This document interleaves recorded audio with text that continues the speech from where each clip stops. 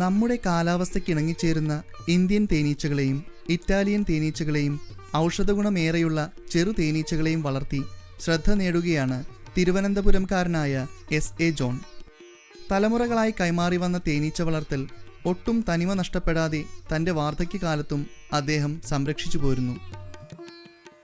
ചുറ്റും കാണുന്നത് Indian തേനീച്ചയുടെ കൂടുകളാണ്. Indian തേനീച്ച എപ്പിസ് സെറാന ഇൻഡിക്ക എന്ന പേരിലാണ് അറിയപ്പെടുന്നത്. ഇന്ത്യയിൽ 5 തരം തേനീച്ചയുണ്ട്. അതിൽ 2 തരം ഇണക്കി വളർത്താൻ പറ്റാത്തത്, ബാക്കി 3 തരം ഇണക്കി വളർത്താവുന്നതാണ്. ഇണക്കി വളർത്താൻ പറ്റാത്തത് എപ്പിസ് ഡോർസെറ്റ എന്ന് പറയുന്ന വലിയ പെരുന്തേനീച്ച എന്ന് പറഞ്ഞ് വനങ്ങളിലെ വലിയ മരങ്ങളിലും വലിയ കെട്ടിടങ്ങളിലും മറ്റും ഒറ്റ അടയായിട്ട് 1-2 മീറ്റർ നീളവും വീതിയുമുള്ള അടകൾ കെട്ടിയിരിക്കുന്ന വലിയ തേനീച്ചയാണ് എപ്പിസ് ഡോർസെറ്റ.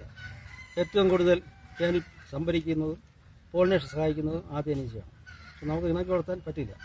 ഇനി അതിൻ്റെ തന്നെ ചെറിയൊരു മിനിയേച്ചർ ടൈപ്പുണ്ട്. അതിന് എപ്പിസ് ഫ്ലോറിയ എന്ന് പറയും. അത് സിറ്റിക്കകത്തും കുറ്റിച്ചെടികളിലും മറ്റും കൂട് കെട്ടുന്ന ഒറ്റ അടയുള്ള ഒരു തരം തേനീച്ചയാണ്. മലയാളത്തിൽ കോഴി തേനീച്ചയെന്ന്, ഇംഗ്ലീഷിൽ എപ്പിസ് ഫ്ലോറിയ എന്ന് പറയും. അത് നമുക്ക് ഇണക്കി വളർത്താൻ പറ്റില്ല. കാരണം നമ്മളത് ഞാനിവിടെ ഇണക്കി വളർത്താൻ ശ്രമിച്ചിട്ടുണ്ട്. അപ്പോൾ ഒരു 5-6 മാസം ഇരിക്കും. അത് കഴിയുന്ന സമയത്ത് അത് കൂട് ഉപേക്ഷിച്ച് പോകും. ആ തരത്തിലുള്ളതാണത്. പക്ഷേ 1990-കളിൽ വളരെ ശക്തവും മാരകവുമായ ഒരു വൈറസ് രോഗം ഈ തേനീച്ചകൾ ബാധിച്ചു. Thai sac brood viral disease എന്നറിയപ്പെടുന്നത്. 1990, 92 വർഷങ്ങളിലാണ് Thai sac brood viral disease Indian തേനീച്ചയെ ബാധിച്ചു. കാശ്മീർ മുതൽ കന്യാകുമാരി വരെയുള്ള എല്ലാ ഭാഗത്തുള്ള തേനീച്ചകളെ ബാധിച്ചു. 99% തേനീച്ചകളും ചത്തുടങ്ങി. അങ്ങനെ തേനീച്ച കർഷകർ വളരെയധികം കഷ്ടത്തിലായി. അങ്ങനെ ഇരിക്കുമ്പോഴാണ് സർക്കാർ നേതൃത്വത്തിൽ തന്നെ ഇറ്റാലിയൻ തേനീച്ച എപ്പിസ് മെല്ലിഫ്ര എന്ന് പറയുന്ന തേനീച്ച, അതിന് ഈ തായ് സാക്ക് ബ്രൂഡ് ഡിസീസ് വരികയില്ല. ആ തേനീച്ച നമ്മൾ വെളിയിൽ നിന്നും കൊണ്ടുവന്നു. കാശ്മീരിലും മറ്റ് ഉത്തരേന്ത്യൻ സംസ്ഥാനങ്ങളിലും കേരളത്തിലും എല്ലാം കൊണ്ടുവന്നു. പക്ഷെ കേരളത്തിൽ അത് വളരെയധികം ക്ലിക്ക് ചെയ്തില്ല. കാരണം ആ ഇറ്റാലിയൻ തേനീച്ച, അതായത് എപ്പിസ് മെല്ലിഫ്രയെ പിടിച്ചു തിന്നുന്ന ഒരു സൈസ് മൈഗ്രേറ്ററി ബേഡ്സ് ഉണ്ട്.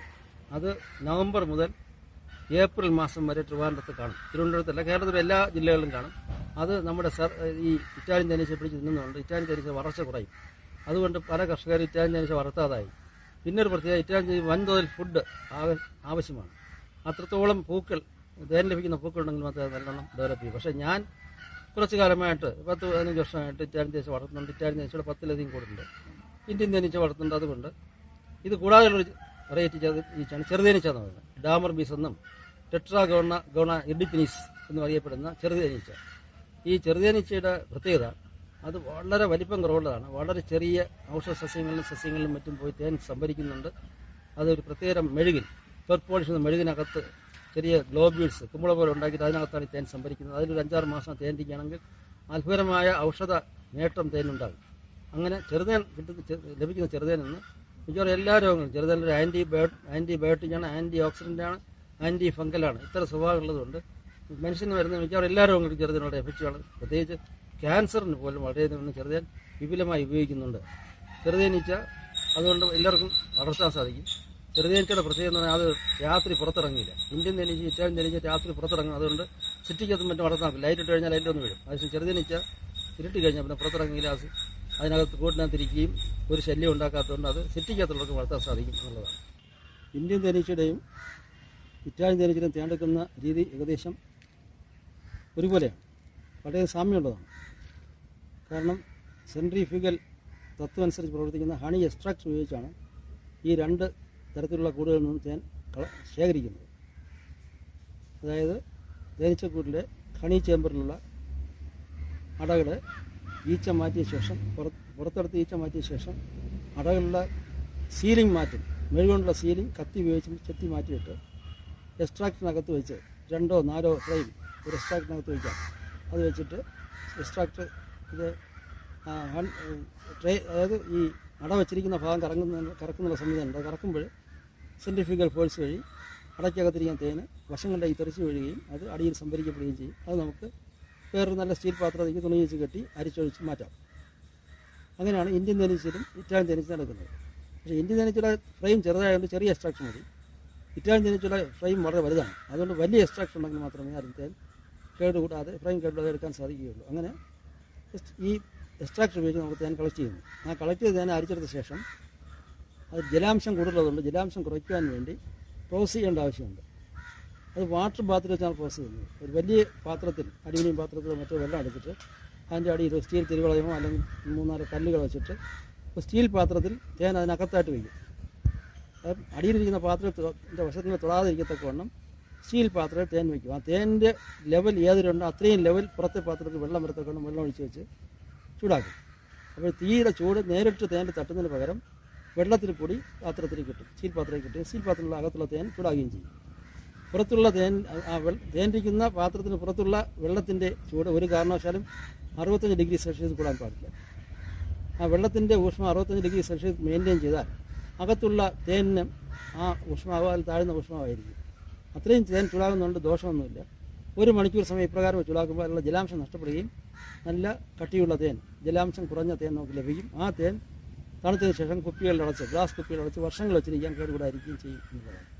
എന്നാൽ ചെറുതേനെ സംബന്ധിച്ച് ഇപ്രകാരം എടുക്കാൻ പറ്റില്ല. കാരണം ചെറുതേൻ്റെ കൂടിനകത്ത് സൂക്ഷിച്ചിരിക്കുന്നത് തന്നെ പെർപോളിസ്, അതായത് പലതരം മരങ്ങളിൽ നിന്ന് കിട്ടുന്ന മെഴുക് ഉപയോഗിച്ചുള്ള ചെറിയ ചെറിയ ഗുളികകൾ, മുന്തിരിക്കല പോലുള്ള ഗുളികകൾക്കകത്താണ് തേൻ സൂക്ഷിച്ച് അവർ അടച്ച് സംരക്ഷിച്ച് സൂക്ഷിക്കുന്നത്.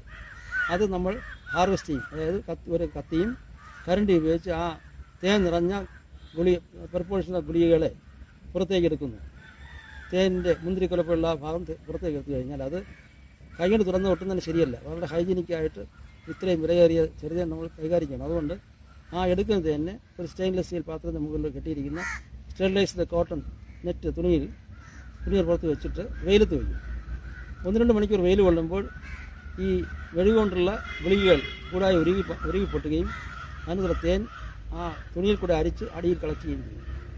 ഇപ്രകാരം ആ പാത്രത്തിനകത്ത് സംഭരിച്ച തേനെ വീണ്ടും ആ മെഴുകും തുണി അഴിച്ച് മാറ്റിയ ശേഷം വേറൊരു തുണി കെട്ടിയിട്ട് 2-3 ദിവസം വെയിലത്ത് വെച്ച് വെയിൽ കൊള്ളിച്ചാൽ ചെറുതേനുള്ള ജലാംശം നഷ്ടപ്പെടുകയും ചെറുതേൻ്റെ മണമോ ഗുണമോ ഒട്ടും നഷ്ടപ്പെടാതിരിക്കുകയും ചെയ്യും. അങ്ങനെ നല്ല മണമുള്ളതും നല്ല ഗുണമുള്ളതുമായ ചെറുതേൻ നമുക്ക് ലഭിക്കും.